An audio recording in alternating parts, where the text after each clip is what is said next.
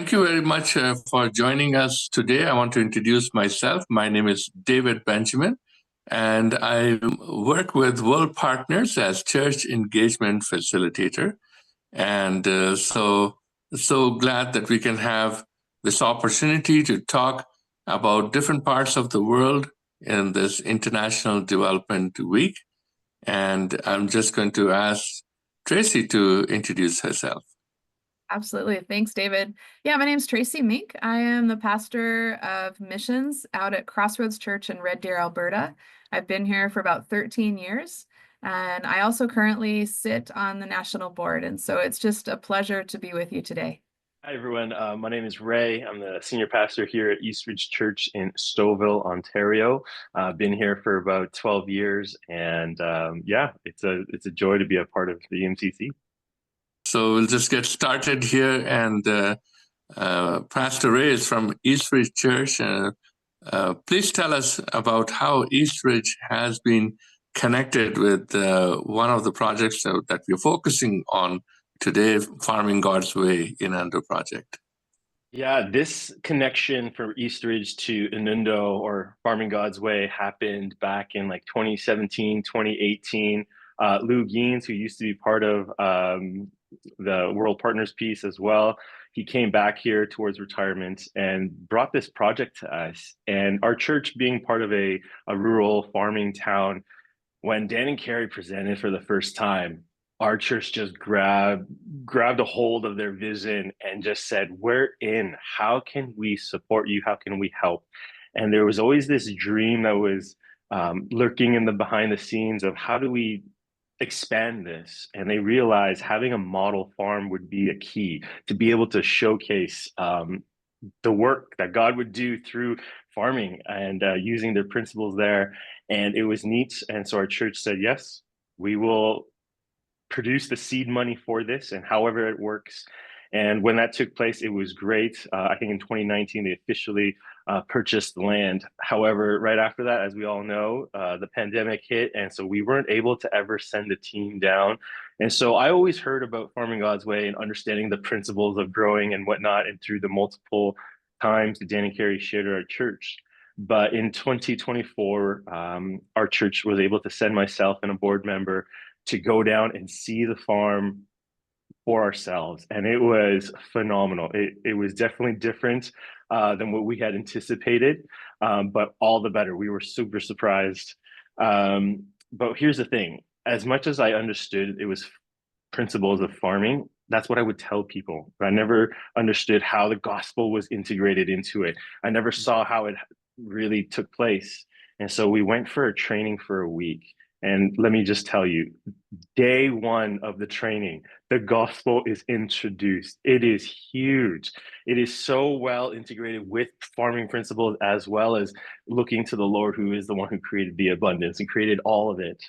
But what really caught my attention was understanding the context of the culture that Dan and Carrie are ministering in. The cultural background there, we went to what they call a muti market, and this is where the witch doctors are. This is where all the sangomas are. And we went there and saw how they worship their ancestors. They do things based on the land. And we understood for the first time that the conflict of introducing the gospel to these people, and from what they dealt with over the years, what was part of their heritage. And to hear that they even talk about that they're putting a stake in the ground, that we're looking to the Lord, and to share that He is the one who's created it all. It was huge to see. And it was a blessing because we were able to also serve the people down there. And Dan and Carrie said, you know what's amazing? You never see, if I can put it this way, a Caucasian person, or they called me, off-white, and to be able to serve the African, you don't see that. And so you understand the racial tensions that are there. So to be able to firsthand understand the context that they're in, it was phenomenal, and it reinforced the fact that we want to be partnering with them even more. And so as you're listening to this, I know it's not a lot of information from my end, but it's something worthwhile to engage in and to look after. But along the way, this training doesn't just help people create crops to be able to sell, but it changes their lives. And we met one of the translators there that week, and her name is Stu. And seeing how the gospel has impacted her life and understanding the principles of farming there, she was able to take those tools and bring them back to her own community and to share it there with those people. And they are producing crops that are phenomenal, that not only resource her family and the community, but it helps go beyond. So without anything else, I'd like to introduce you to Stu, and you're going to watch a video very quickly and to learn more about her and the impact that Dan Carey and Farming God's Way has had. Okay, hi everyone. My name is Stu Nsibande, but it's called shorts for Stu. It's Stu Nsibande, from a nearby community. I met Carey and Dan through the CAST organization. We do have a church alliance for social transformation that we are under. Our church is also part of that. So they basically have a program of having each church having a justice team. That team is actually responsible to better serve the community. So I happen to be part of that team in my church. So we met at CAST. Then that's how I met Carey and Dan.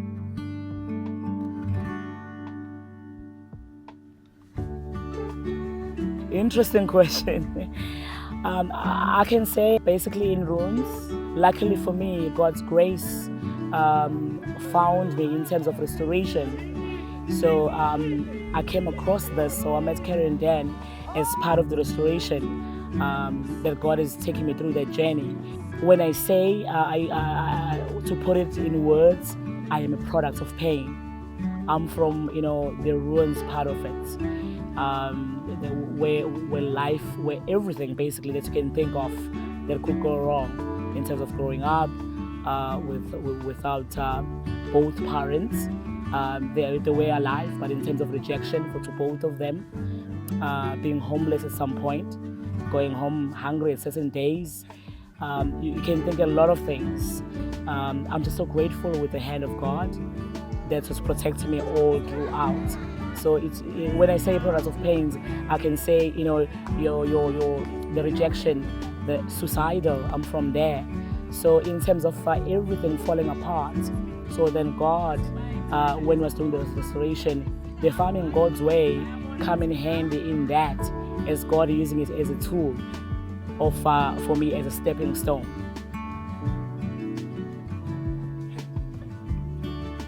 I made a promise to God when it was, when the part of when everything is basically at the end, and then when God is restoring, I made a promise. I said, give me a purpose. Show me a purpose. Show me one thing, a light. What am I meant? What is the purpose of my life? What am I meant to be doing? And my promise is to serve you diligently. And then Farming God's Way came into play. So I'm using it as a stepping stone of God using me in that, restoring me, and of course, now as being Jesus' disciples, to actually restore other people that are broken as well. Immediately, when you're farming in God's way, I saw the difference. I'm used to it, even when I was growing up, the conventional way, to do things in the old way, how our forefathers were doing. Now that we're doing it exactly how God intended for us to guard the land and plant the land. So that is something totally therapeutic, and it's totally, you can basically feel being closer in terms of relationship with God.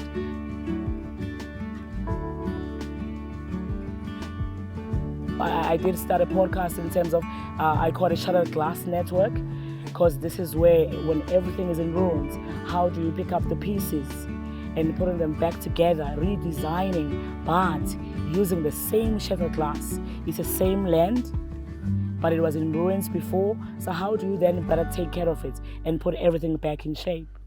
So yeah, it's a journey for me.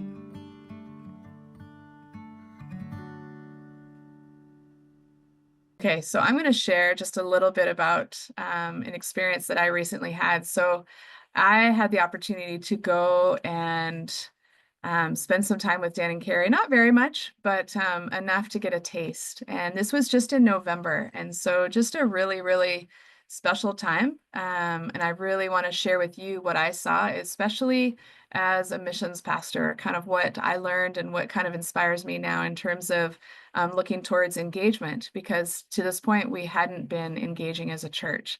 So I'll just go right off into the beginning here.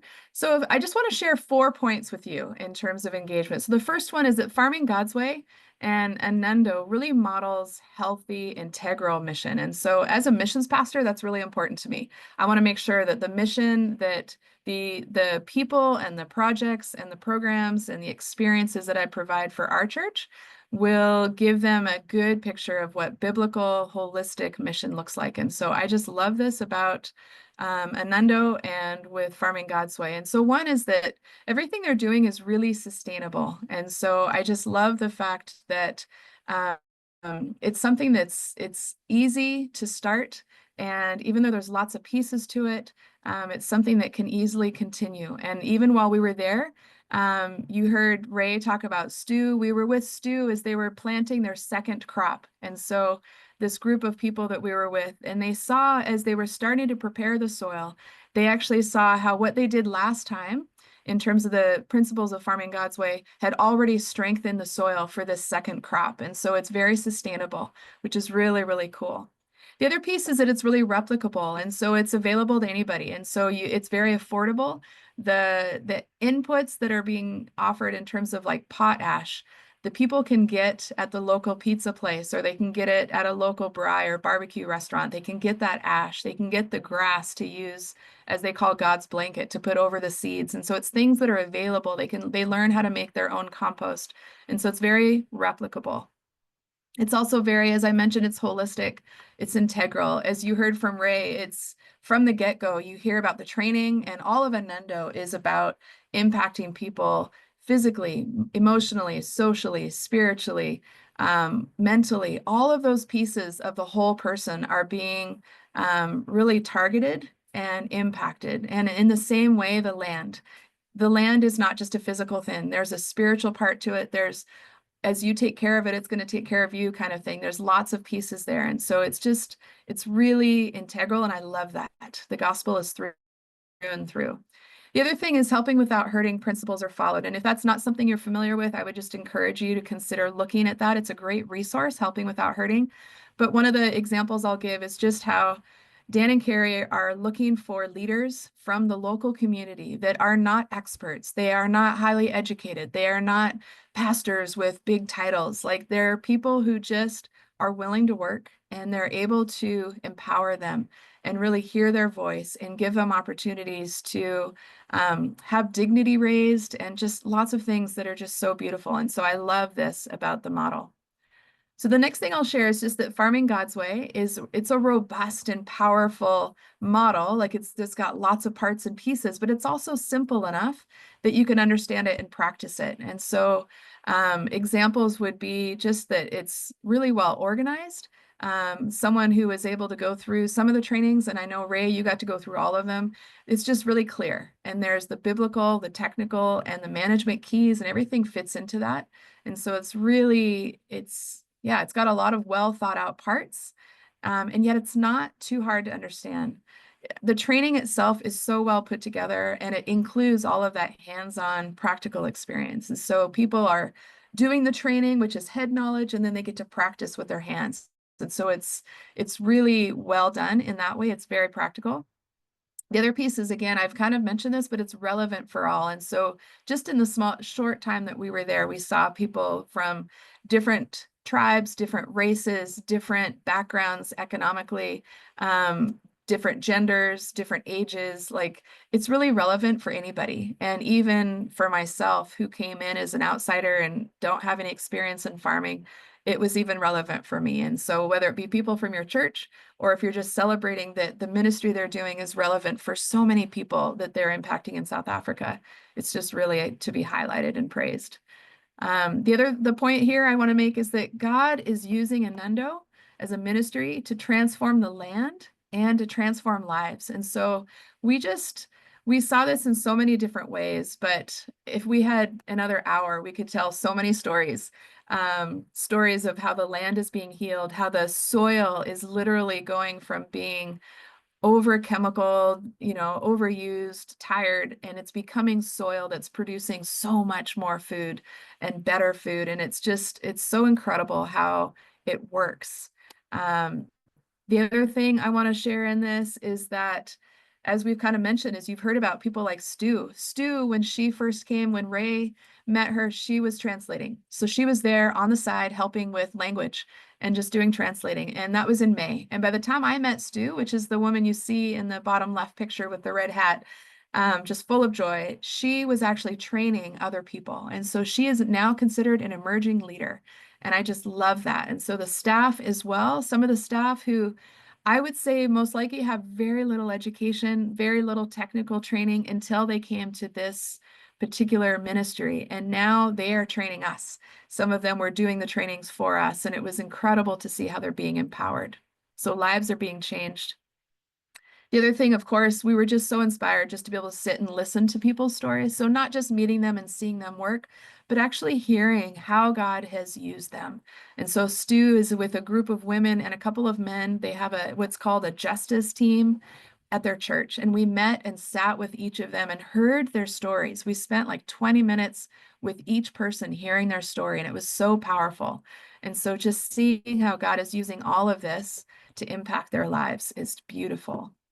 Now, the last piece that I want to share is just that as a church, as an individual, Inundo is great for engagement. And so there's lots of factors to this.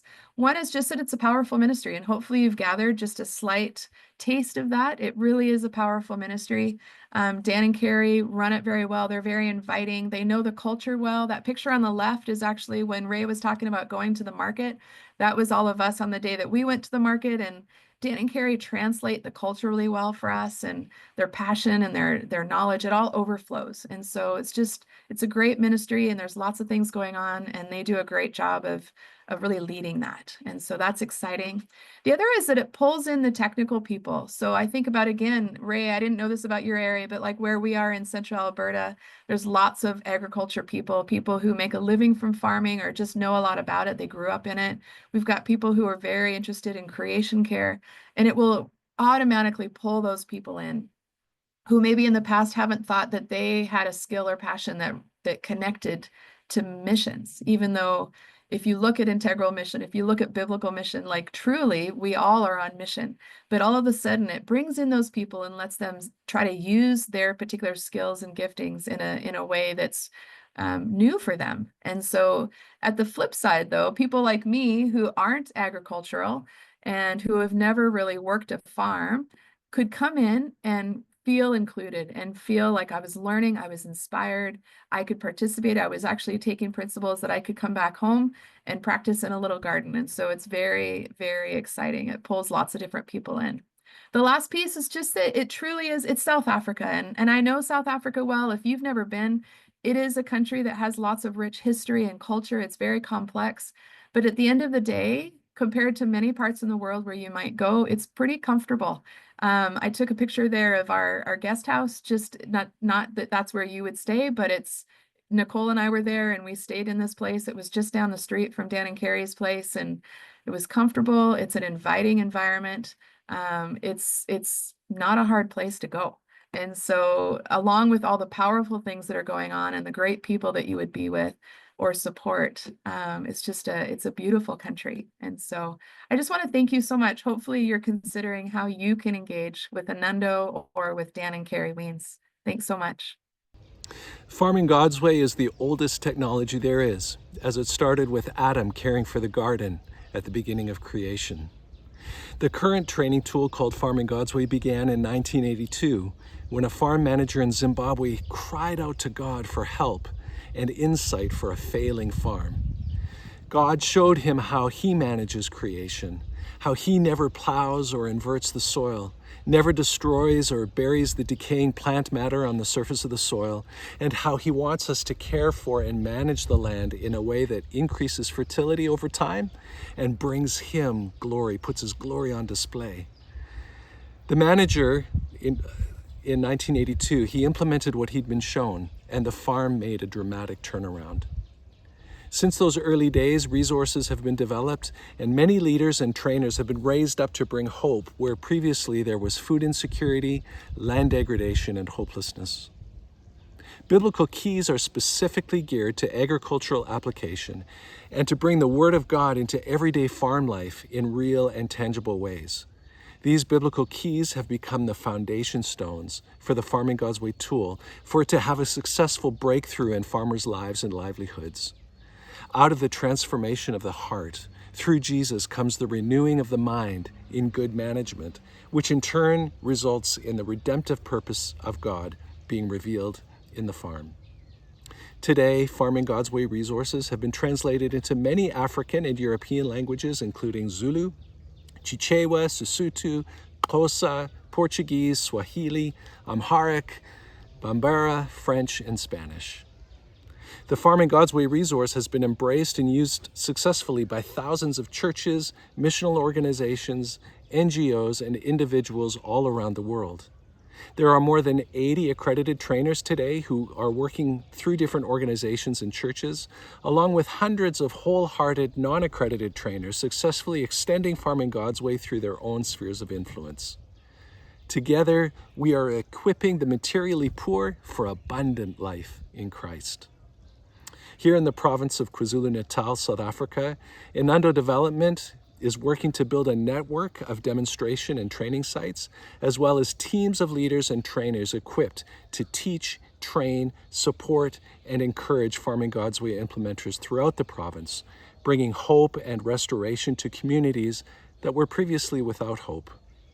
We're also involved in equipping leaders and trainers in Ethiopia, where a movement of change and transformation has begun, both spiritually and agriculturally. We feel immensely privileged to play just a small part in what God is doing to bring redemption, restoration, hope, abundance, and flourishing to the land, to people, and to communities. Hey, you guys. So we just want to wrap up with a couple of final thoughts. And so there's lots that we could have shared that we didn't get a chance, and we're always would be happy to talk to you. But I just want to share something for me. I know when I wrapped up my piece, I talked about one of the last points was how comfortable South Africa is, and I don't want to leave you there because that's not the whole picture. And so as we think about missionaries and member care and the sacrifices that are made, I want to encourage you to pray for Dan and Carrie and for the ministry of Inundo, because if you have spent any time with them or with any missionaries, you'll know that Satan is always on attack because he knows what they're doing is good. He knows that they're making a difference. And so as much as we celebrate the transformation that's happening, we have to recognize the cost that people like Dan and Carrie are giving. And so as I was there, I was able to hear a lot of stories of things that have happened and things they've walked through and challenges that have come their way, and they continue till today. And so I would just really encourage you to pray for Dan and Carrie and for their team and for that ministry, along with praying for just the many challenges that will come their way, that they would stay encouraged, that they would stay healthy, that they would continue on their vision, and that God would give them favor. And I think with that, just a little bit of context, they have big dreams. And so they're really hoping to continue to grow. They have a property that has multiple pieces to it. And so if you could imagine at the bottom is the main model farm, and then the second level up on a hill is their property where they do the trainings, and they have their house and their residence. And then you go up the hill and there's this space that they dream of having a whole training facility. And so that is yet to be fulfilled. That is something that they are praying for. And so they want to be able to have a proper kitchen and all of the things that are needed to host these large trainings. As you go up the hill, the next piece of land is where they dream of having a fun, like a food forest. And so they need technical expertise, and they need funding, and they need the space and the time and all of that. And then on the very top part is a dream of Carrie's specifically to have almost like a prayer mountain, an area where you can do prayer walks and practice solitude and silence and do retreats. And so just continue to pray over them, and just ask God to continue to guide them as he has so far. And you know what, just to continue on with what Tracy just said there about that prayer mountain, back in May, we had the opportunity to walk on that pathway on that mountain. And we took time as a group of us just to pray for Inundo, for Farming God's Way. And it was beautiful. So yes, let's pray, let's keep praying. But also there is that practical side. Tracy had mentioned it, that a lot of these plans, as they were to get approvals and whatnot, needs funding. And so that's something I would love to just encourage churches to consider, to pray about, to support Inundo in this way financially. It is a worthwhile project. And I don't say that lightly. It is something that is amazing. Their vision behind it is to see all of Africa being taken care of, to have food security knocked out of its place. And it's here. As we dream big, would we band together as churches? That's been the dream here for us at Eastridge, that we would have other partners to join in together with this great vision, and to help. So there's that aspect, but there's also another piece. You know, with these trainings we talked about, where they train South Africans to do Farming God's Way, something we realized a couple of churches along the way was, if we were to even provide finances to help offset some of those administrative costs for the booklets, for the measuring sticks, for materials, just to be able to bless those individuals, those who are taking the trainings, I think that would be a huge help. So those are several ways that we could participate, join in together, but otherwise to connect with Ann and Carrie and just to see what the needs are and see how our churches can help. Yeah.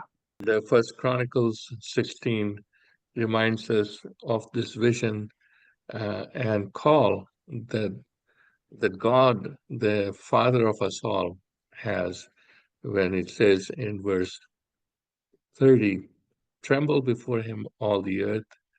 The world is firmly established, it cannot be moved." And then verse 31, "Let the heavens rejoice, let the earth be glad, and let them say among the nations, the Lord reigns."